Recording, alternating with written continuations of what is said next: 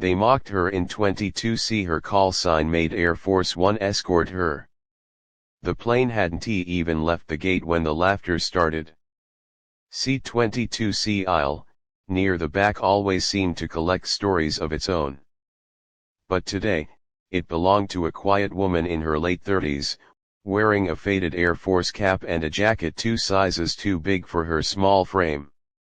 She carried no fancy handbag, no designer perfume, just a small duffel and a silence that made people uncomfortable. "Guess someone's trying too hard to look military," a voice snickered from 2 rows up. It came from a young guy in a suit, clearly headed to a conference, the kind of man who thought confidence came in cologne bottles and LinkedIn titles. She didn't respond.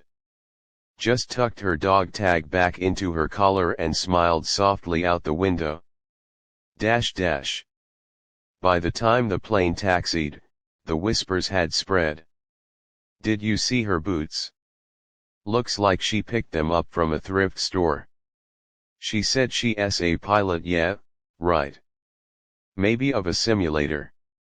The flight attendant offered her a drink, but she just shook her head politely. "No, thank you.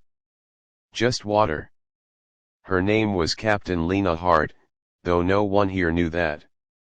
To them, she was just another passenger, quiet, forgettable, almost invisible. The flight took off.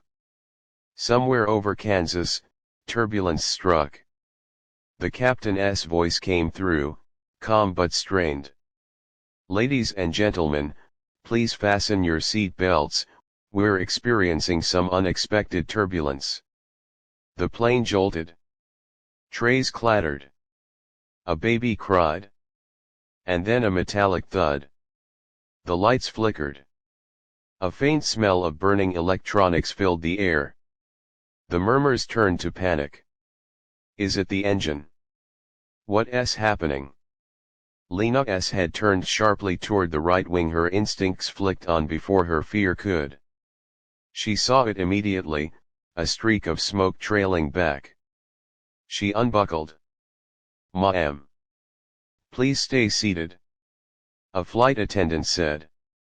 Lena's voice was calm but commanding.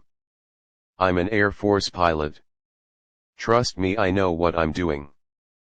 The tone, not loud, but unshakable, made everyone freeze. Even the attendant stepped aside.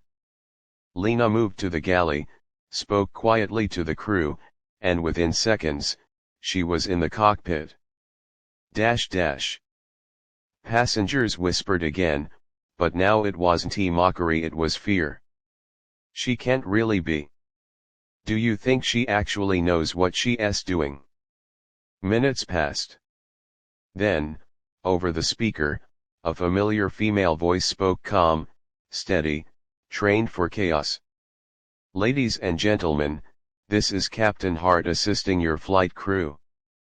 We've had a small electrical failure, but everything is under control. Please remain calm and seated." The plane steadied. The air shifted like the entire cabin had inhaled and forgotten how to exhale. Half an hour later, the plane made an emergency landing at Offutt Air Force Base, one of the most secure airfields in the country. They touched down smooth, safe, and quiet. Applause broke out before the wheels even stopped turning. When the door opened, a group of uniformed Air Force personnel waited at the gate. They saluted her. "Ma'am," one said, "command was alerted. We had no idea you were on board." The flight attendant's jaw dropped. The businessman from earlier just stared, his face redder than the exit sign above him. Outside, a sleek convoy was waiting. An officer leaned in and whispered, "Ma'am, the president's aircraft is nearby. They've requested an escort for your arrival to D.C." Lena blinked, half in disbelief, half in quiet irony. She hadn't worn her uniform in months. Hadn't even told anyone her old call sign Guardian 1. but when her name was transmitted through the military network during the emergency landing, everything changed. The system recognized it instantly. Former U.S. Air Force combat pilot, recipient of the Distinguished Flying Cross. Call sign, Guardian 1. The passengers from Flight 326 watched from the terminal windows as she boarded a military jet. 2 fighter escorts flanked her as they took off, the same formation used to protect Air Force One. The irony wasn't lost on anyone. The woman they democked in 22C now had the same protection as the commander-in-chief. Hours later, as she stood on the tarmac in Washington, a familiar face approached, an older man, gray hair, and the unmistakable posture of authority. "Captain Hart," he said warmly. "It's been a long time." She saluted out of habit. "Mr. President," she said softly. He smiled.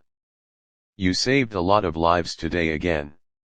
Lena shrugged, eyes glinting with quiet humor. "Just another flight, sir." He laughed.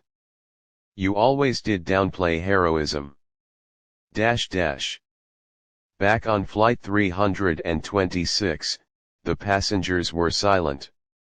The businessman who mocked her looked down at the floor as reporters swarmed the gate. One passenger whispered, "She really was a pilot." "No," another said softly. "She's a hero." Somewhere high above the clouds, Guardian 1 flew again, not for glory, not for medals, but because she still believed in something most people forget once they land, that kindness, courage, and humility never need an audience.